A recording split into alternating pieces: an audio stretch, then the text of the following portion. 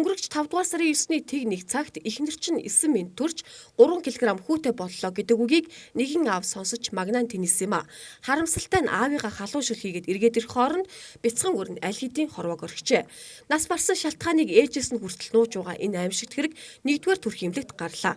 Эмчнэр хүүхдийг эрүүл саруул төрсөн хэмээн магтаж ээжд нь үнсүүлээд аваад явсан байгаа юм. Гэтэл юуны учир нэраа эндв гэдгийг сэтгүүлч бид бүхэл төрсэн аав ээж өвөө эмээ мэдэхгүй шаналн гашуудад сунаа. 12 олж таарлалд орсон. Тэгээд 3 үйл нэгцэн хүүхэд гараад тэгээд бүрэн бүтэн хүүхдээ нэг хөвлгаараа харуулад над дүнсүүлчээ дээш л аваад орсон.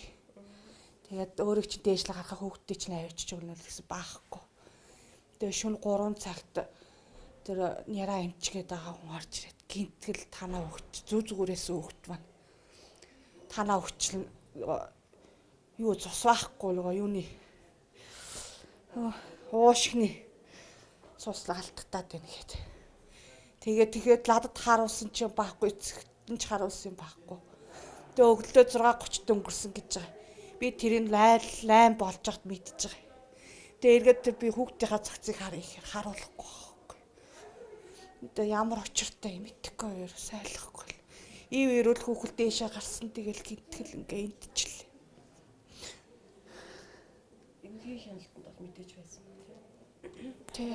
Хяналтанд. Тий. Энэ баг том маань одоо энэ хил аймзуудаа бас гарч ирсэн. Тэгэл зүгээр л хүн болчиход байгаа чинь 3 үеийн нэгзүүдтэй өгт бүтэн гарчаа яагаад ингэ дутуу төрөлттэй гэж худлаа яриад ингэ уушг нь устцсан гэдэг юм мэдэхгүй. Тэгээ задлан шинжилгээг нь явуулсан гэдэг. Тэгээ би зохицыг харуулахгүй байх. Ямар учиртай наад цаана нэг даалдуур юм явуулга болоод байна мэдэхгүй. Хүүхдээ ч вирус харсангүй. Үнэхээр тийм л бас юм би бас баримттай нотлоготой юм бол хүүхдээ бас харч барлах үнэхээр юм бол гарсан юм. Юу гэж хэлээд харав. Гэхдээ өдий болтор өнөөдөр 9-ний өдөр 17 цаг болтол цогцыг биднэрт харуулахгүй байгаад битерээс. Юу вэ тийм. Хүний алдсан усуу чинь мал алдсан байж мал алдсан бол яваад өгсөн. Хүн алдсан усуу тэгээд хилээд яриад эм чинь нааштай хариу өгөхгүй. Өдий болгож байна. Их баригч юм чинь байсан юм. Их баригч юмсан солонгоол гэж бид болсон. Нарай юм ч гэсэн 1 цаг турсан байхгүй. Тэгээд санаа амар хүүхч нэрүү сарвал төрлөө барьлаа гэд. Тэгээд шүн гэр оронд хараад өглөө ирэх хооронд л ийм явдал болсон. Бид энэ асуудлаар 1-р төрх эмнэлгийн захиргаа удирдлагуудтай уулзсан боловч хоосон хаалга мөргөлөө. Чанарын албаны дарга мөнхцүүлэгч эмэгтэйтэй хүүхэд нас барсан өдөр буюу 5 дугаар сарын 9-нд уулзах гээд очиход ажил дээр байсангүй. Харин өнөөдөр өглөө очиход семинарт явсан гэлээ. Семинарт байгаа тийм. Танаас өөр хийцтэй мэдгүй бас уучлаа айсан гэж. Эмчилгээс олж байхгүй. Чи бүр нэрээ юм асуух гарсан юм гэсэн байна. Тэр юу гэсэн. Би гэж бодох. Тийм онш чинь мэдгүй ядсан шүү дээ.